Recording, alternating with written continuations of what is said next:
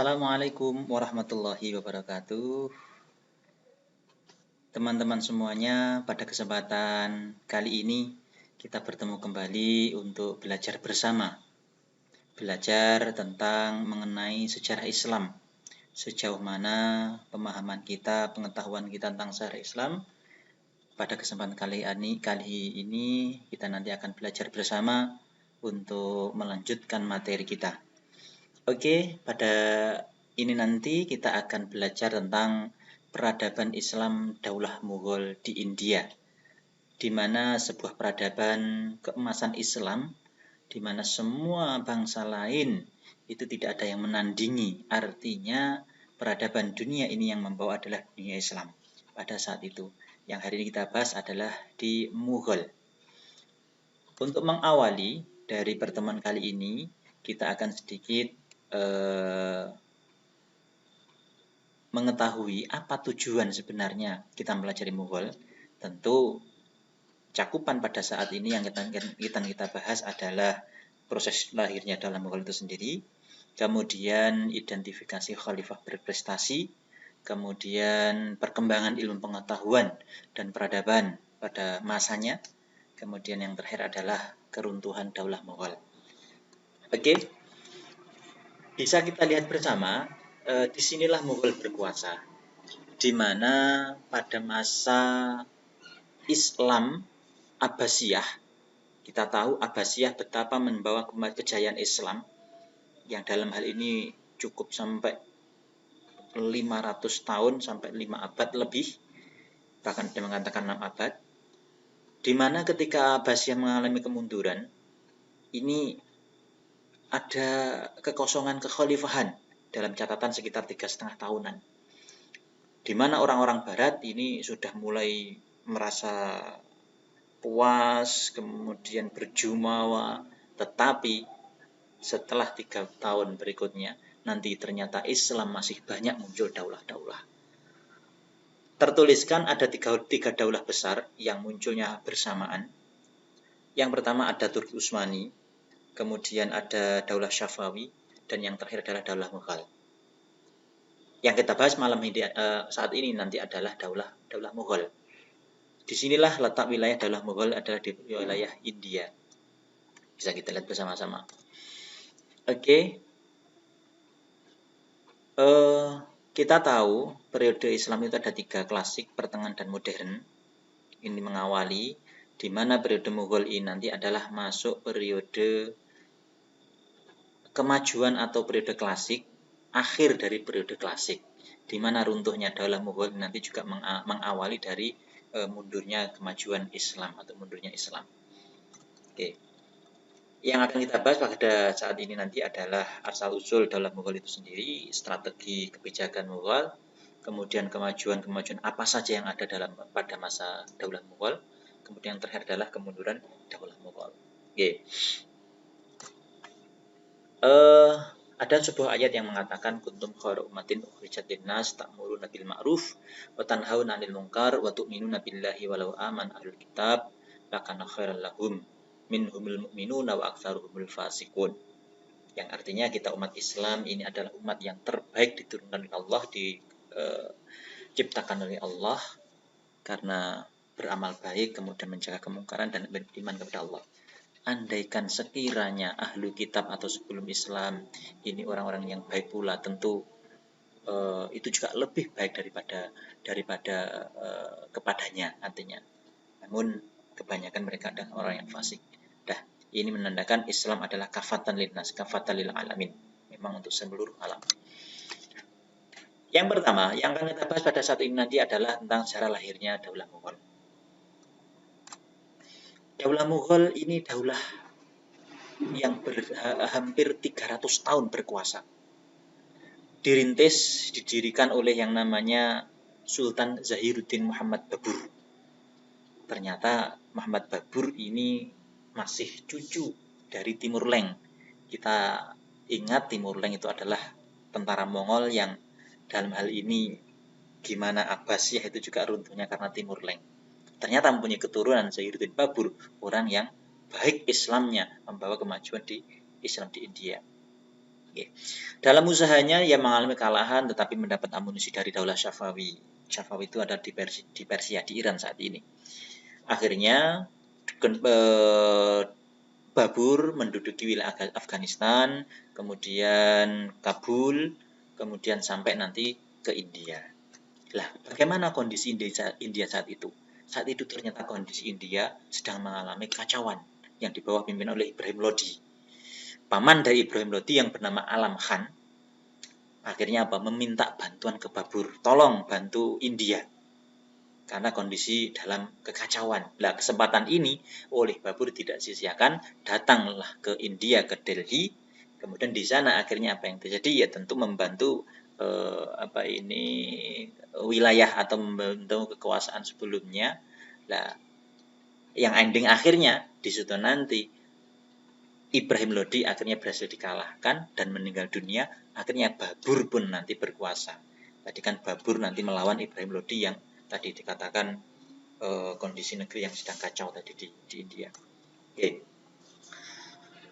Jadi dikatakan ini Zahiruddin Babur merupakan pendiri Daulah Mughal. Yang pertama tentu yang dijadikan adalah yang menjadi kebijakan tentu adalah fondasi pemerintah dulu yang dibangun karena masih awal. Kemudian masih banyak musuh-musuh yang mengancam dari Daulah Mughal itu sendiri pada masanya. Selepas dari Babur, kemudian adalah putranya, yaitu yang namanya Humayun. Humayun memimpin Mughal lebih dari 26 tahun. Pada masa Humayun inilah ditandai atau awal dari masa konsolidasi kekuatan periode pertama. Artinya mulai dideklarasikan ataupun mulai adanya konsolidasi, mulai dibangun kekuatan-kekuatan dari Mughal India. Selepas Humayun adalah kepada putranya yang bernama Jalaluddin Muhammad Akbar. Lah, pada masa Jalaluddin Muhammad Akbar inilah awal atau di mana dikenal dengan masa kebangkitan dan kejayaan Mughal. Yeah. Sebab Jalaluddin Akbar ini betul-betul dalam sejarah riwayat dikatakan betul-betul mempunyai sosok karismatik yang luar biasa. Okay. Dalam usia masih belia, beliau menjadi seorang sultan. Kemudian apa kebijakannya? Kebijakannya adalah mempersatukan daulah-daulah yang ada di wilayahnya, kemudian bersatu. Akhirnya Mughal atau di India itu bersatu, akhirnya menjadi satu kesatuan di India atau Mughal tadi.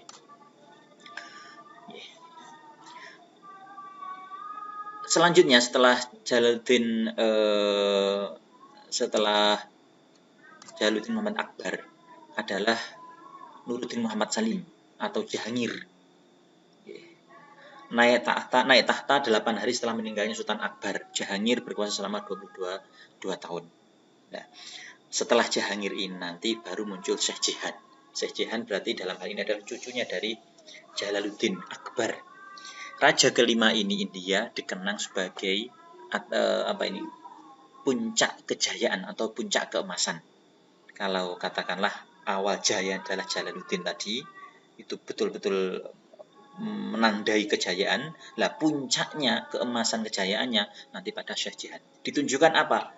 Banyak sekali kemegahan atau kemudian banyak sekali ilmu pengetahuan yang lahir pada masa Jihan. Yang terkenal adalah bukti seni, yaitu yang Taj Mahal yang sampai dunia sehari ini mengakui betapa keagungan kemewahan daulah dari Mughal itu sendiri. Kemudian yang berikutnya ada Aurangzeb, Bahadur Shah, kemudian Jendar, kemudian Bahadur Shah. Dari lama-kelamaan akhirnya dari penguasa-penguasa kita lihat ternyata mulai ada menurun.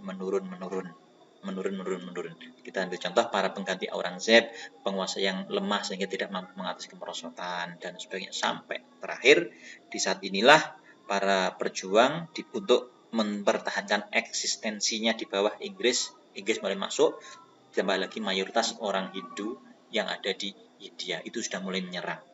Lah, maka 9 atau Sultan yang ke-9 Bahadur Shah ini nanti menandai berakhirnya daulah Mughal. Nah, kita mengulas kembali. Oke.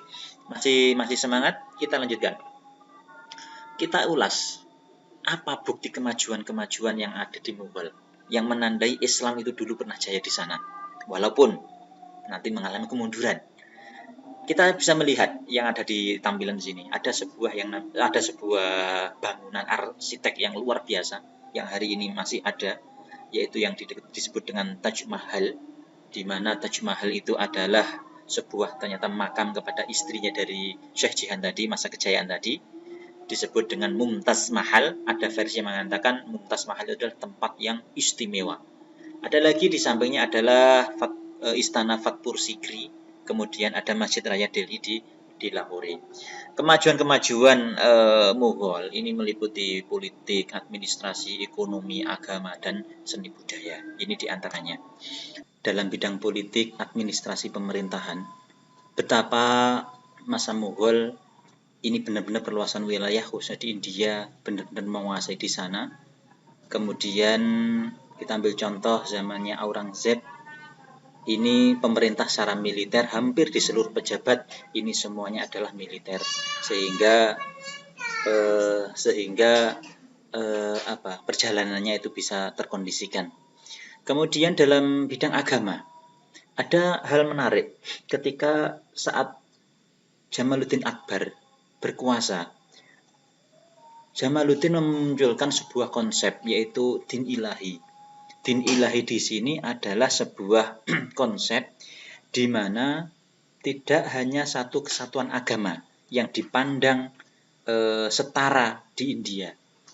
Artinya dari agama lain itu dianggap setara, sehingga ada satu contoh pemegang atau pemerintahan di Mughal zamannya Akbar itu ternyata ada yang tidak Islam. Artinya apa di sini? Sebuah kebersamaan walaupun dalam bidang lain agama. Walaupun konsep ini tentu ada yang menentang dari sebagian kalangan.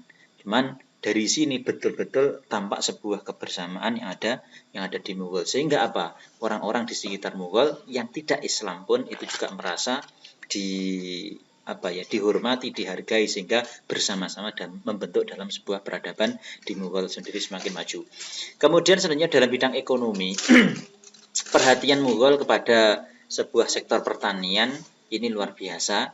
Artinya itu merupakan suatu komoditi di masyarakat Mughal, sehingga betul-betul diperhatikan masalah bidang pertanian. Ini adalah bentuk kemajuan-kemajuan yang ada di Mughal, bagian-bagian bentuk dari kemajuan Mughal. Di akhir dari perjalanan Mughal setelah sekitar 300 tahun berkuasa, 9 sultan tadi, yang akhir tadi kita lihat ada beberapa yang memang kurang cakap dan sebagainya. Dan ini sebuah sunatullah, artinya sudah menjadi sebuah bukan tradisi, menjadi sebuah perjalanan. Dari beberapa dinasti-dinasti sebelumnya juga hampir sama. Lah ini juga terjadi pada masa Mughal, di mana ada 2 faktor yang penyebab runtuhnya Daulah Mughal. Yang pertama adalah dari faktor internal, tentu adanya tidak terencananya suksesi pemerintah dari atas ke bawahnya atau dari khalifah setelahnya. Kemudian ada perang saudara, kemudian lemahnya pengawasan pemerintah, tidak cakapnya atau lemahnya penguasa, sehingga dari faktor internal sendiri itu sudah tidak adanya kekuatan di dalam. Ditambah lagi faktor eksternal, ternyata orang-orang Hindu yang mayoritas ada di negara India itu juga tidak suka dengan kemajuan Islam yang ada di India. Akhirnya tidak bisa kemudian memberontak menyerang kepada Mughal. Belum lagi dari negara lain, Afghanistan juga ada menyerang kepada Daulah Mughal, yang ending akhir ternyata Daulah Mughal ini nanti juga mengalami kemunduran atau malah keruntuhan. Demikian materi tentang Daulah Mughal telah sedikit kita pelajari bersama. Kita hanya berharap apa iktibar yang dapat kita ambil. Tentu kita satu bangga. Ternyata Daulah Islam itu di wilayah manapun pernah jaya, pernah berkuasa.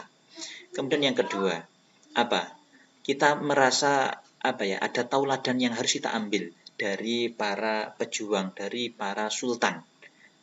Yang jelas semua butuh pengorbanan, butuh dengan yang namanya perjuangan untuk menuju sebuah keberhasilan.